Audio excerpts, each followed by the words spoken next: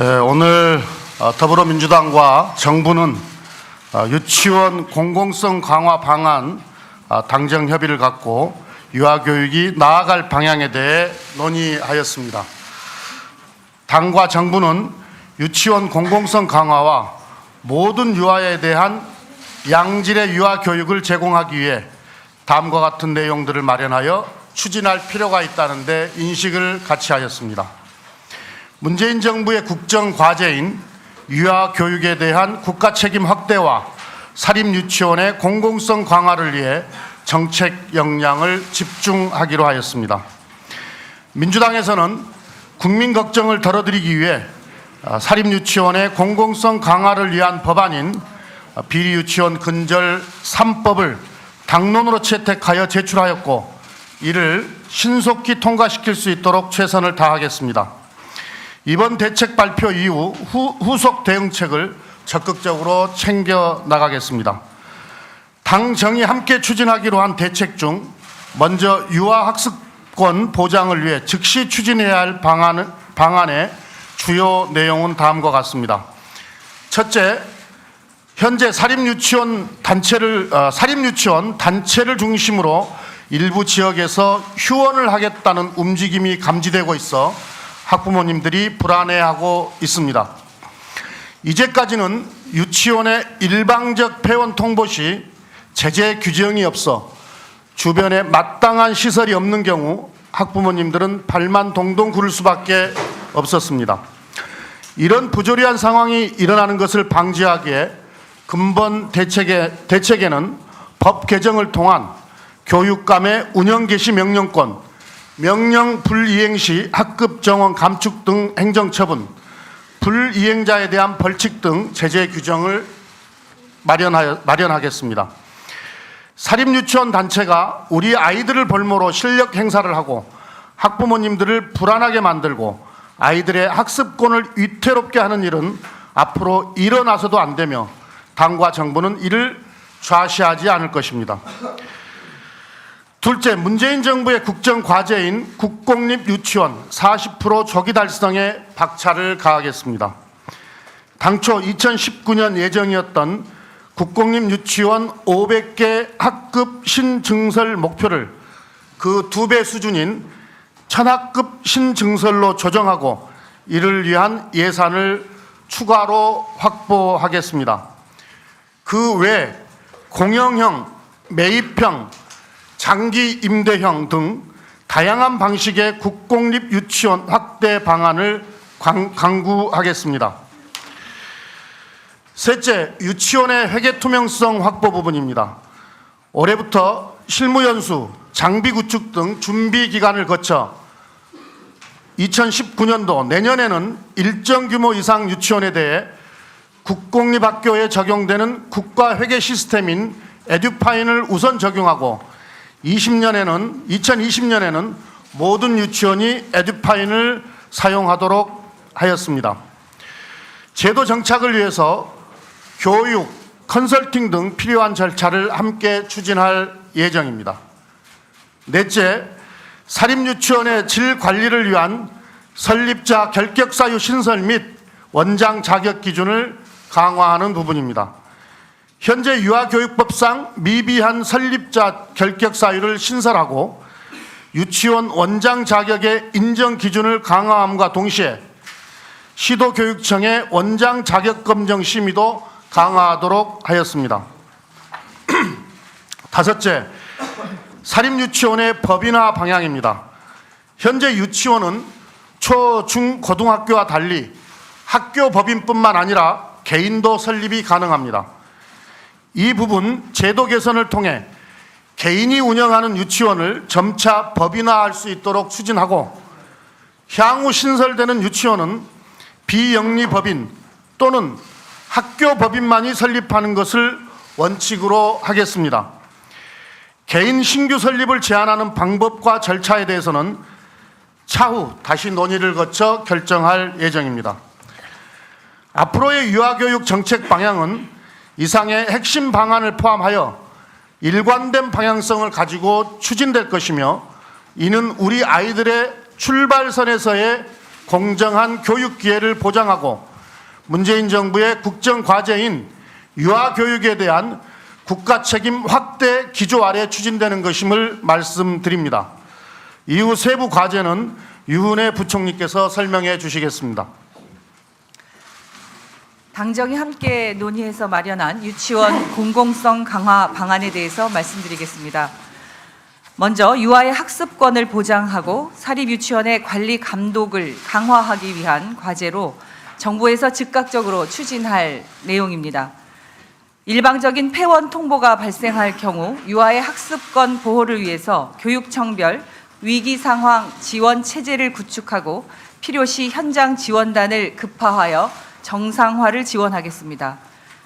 모집 정지 등 비상 상황을 대비하여 인근 국공립, 사립유치원, 어린이집까지 활용하는 방안도 마련하겠습니다.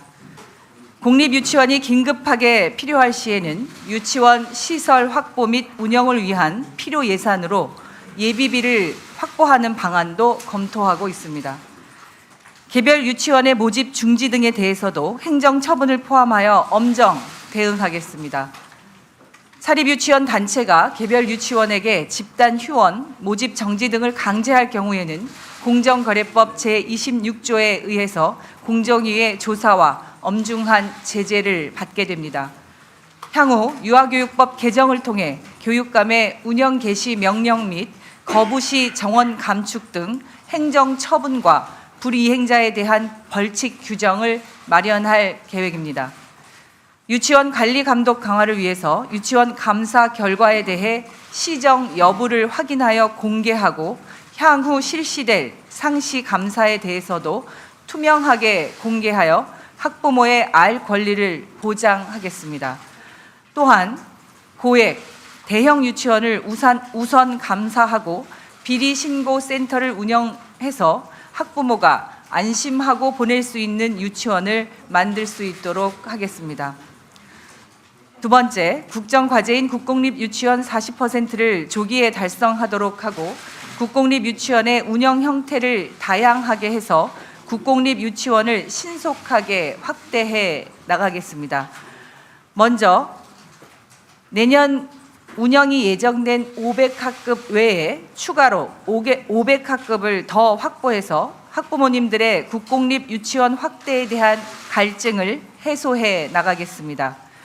법과 제도 정비를 통해서 부모 협동형, 공영형, 매입형, 장기 임대형 등 국공립 유치원의 형태를 다양하게 해서 국공립 유치원을 신속하게 확대하도록 하겠습니다.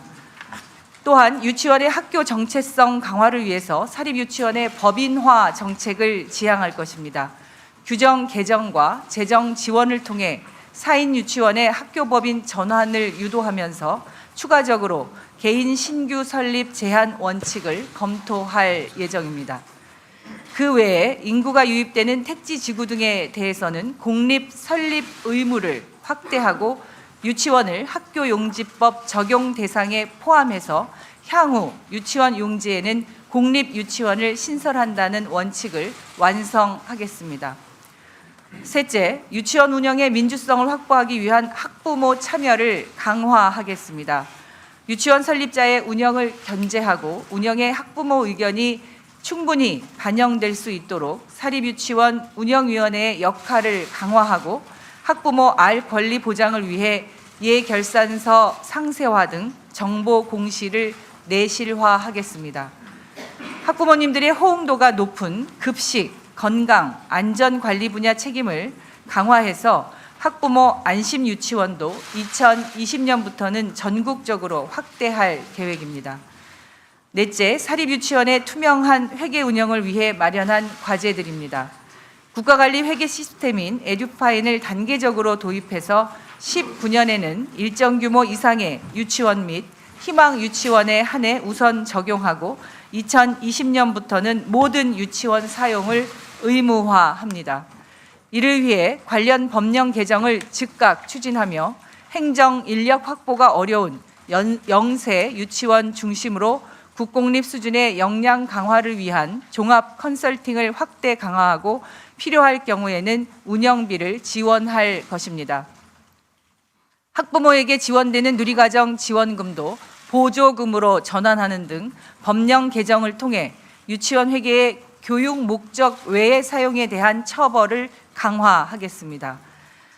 5번째입니다. 사립유치원의 교육의 질 개선을 위해 제도 개선할 내용입니다. 현재 설립자 결격 사유가 없는 유아교육법상 설립자의 결격 사유를 신설하고 유치원 원장 자격 인정 기준 및 자격 검정 심의를 강화해서 우리 아이들이 받는 교육에 있어서 최소한의 안전 장치를 마련하고자 합니다. 이와 함께 학급당 정원을 단계적으로 감축하고 사립유치원 교사에 대한 처우 개선비를 확대하는 등 우리 아이들을 위한 유아교육의 질 개선을 위해서도 함께 노력할 것입니다. 이상 당정이 함께 논의해서 마련한 유치원 공공성 강화 방안에 대해서 설명을 드렸습니다. 앞으로 추진해야 할 과제들이 정말 많습니다.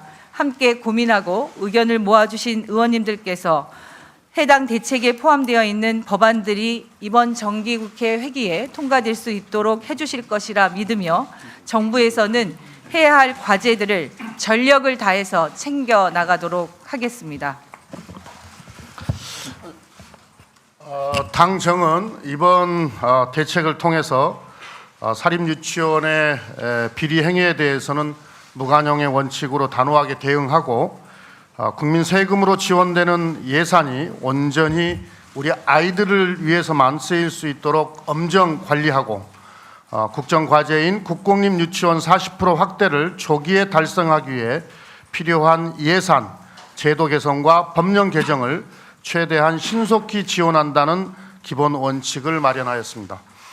당정은 근본 대책에 대한 후속 조치를 속도감 있게 추진해서 우리의 아이들에게 출발선의 공정한 교육기회 제공, 유아교육 정책의 신뢰 회복을 위해 최선을 다할 것입니다. 이상입니다.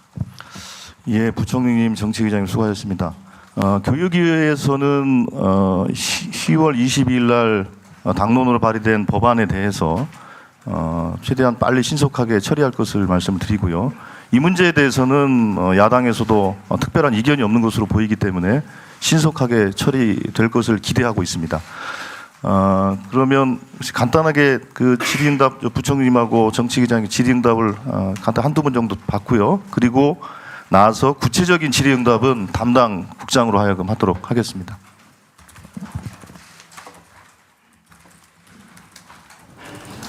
네, CBS 김영태 기자입니다. 오늘 대책 잘 들었고요. 지금 국공립 유치원 신증설, 국공립 유치원 확대해서 신증설, 공용형, 매입형 장기 임대 이런 안들을 제시를 했습니다.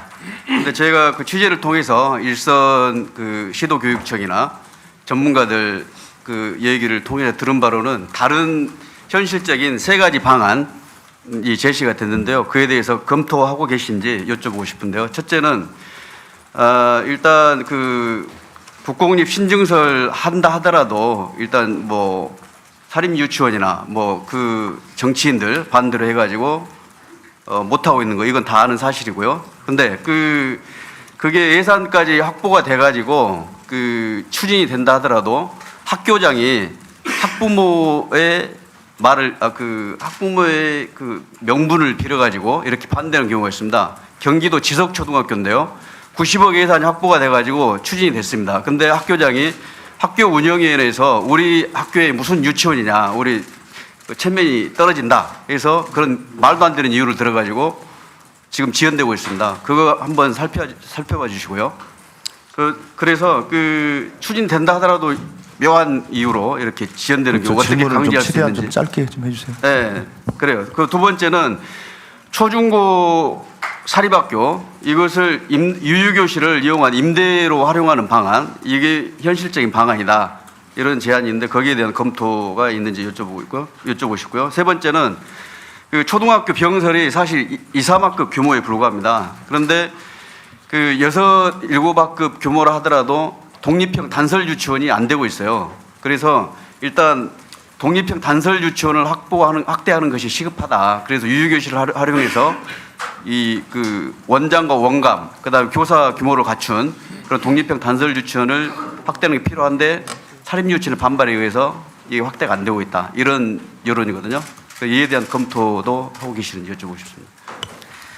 지금 말씀하셨던 것처럼 다양한 방식의 국공립 유치원 확충 방안을 다 검토하고 있고요.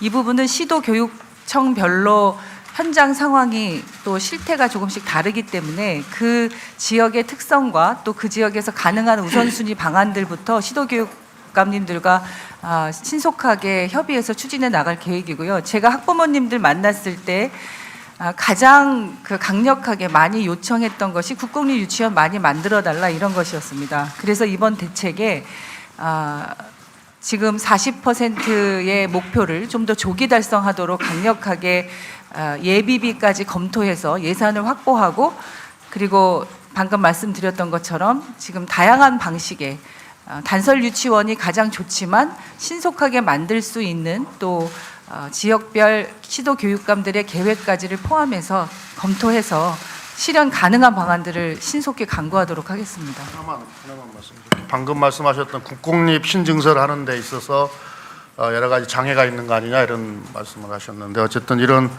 장애나 어떤 이 제한하는 여러 가지 요소들은 이 법령 정비나 제도 개선들을 통해서 최소화하거나 또는 없애도록 할 것이고요. 또 현장에서 발생하는 갈등들에 대해서는 최선을 다해서 이 대화를 통해서 어떤 합의들을 이끌어내도록 그렇게 하겠습니다. 예, 그래서 그러면 이 목표가 예. 차질 없이 추진될 수 있도록 할 것입니다. 예, 그러면 이어서 나머지 자세한 질의응답은 담당 국장으로부터 하도록 하겠습니다.